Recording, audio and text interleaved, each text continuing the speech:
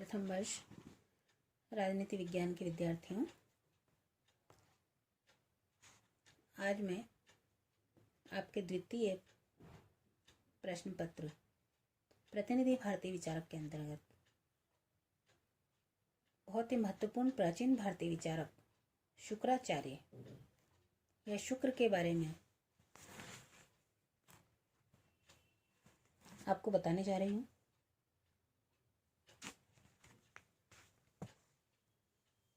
शुक्राचार्य के शब्दों में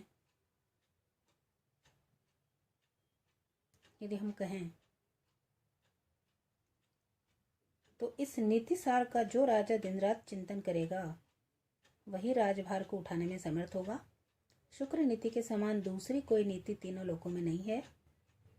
व्यवहारिक मनुष्यों के लिए शुक्र की ही नीति है और सब कुनीति है। तो इस प्रकार से शुक्राचार्य ने शुक्र नीति सार का महत्व प्रतिपादित किया।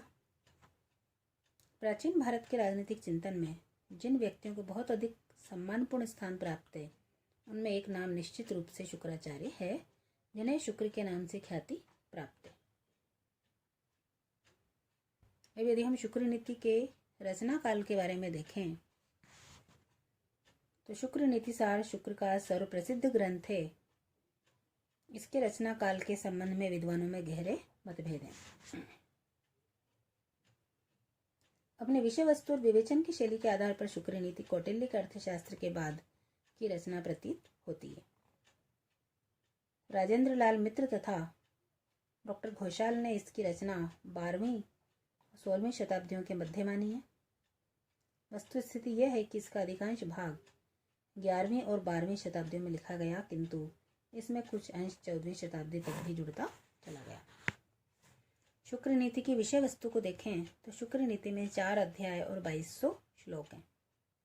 इनमें से पहले और दूसरे अध्याय में राजा, उसके महत्व और कर्तव्य, सामाजिक व्यवस्था, मंत्री और युवराज संबंधी विषयों का विवेचन किया गया है। तीसरे अध्याय में साधारण नीति शास्त्र का विवेचन है, जिसका संबंध राजा और अन्य सभी से है। चौथे अध्याय में जो सबसे अधिक लंबा है और जिसे मिश्र अथवा विविध विषय प्रकरण नाम दिया गया है, मित्रों, उदासीनों, शत्रुओं, आय स्रोत, राज्य क्षेत्र, विज्ञान व कलाएं, मनुष्यों के कर्तव्य, वृक्ष लगाना, कुएं खुदवाना, न्याय व्यवस्था, सेना आदि अनेक विषयों का विवेचन। इस प्रकार शुक्र नीति में शासन कला से कहीं अधिक विषय सामग्री है। इसमें सदाचरण और संपूर्ण नैतिकता का विवेचन है। कौटिल्य के अर्थशास्त्र के बाद राज्य और शासन पर लिखे गए ग्रंथों में शुक्र नीति का महत्व अन्य सभी ग्रंथों से बढ़कर है।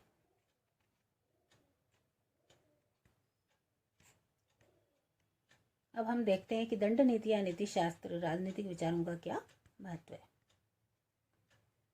कामंदक की भांति शुक्र ने 4 विधाएं मानी है: आन्वीक्षिकी, त्रयी, वार्ता और दंड नीति। शुक्र नीति के अनुसार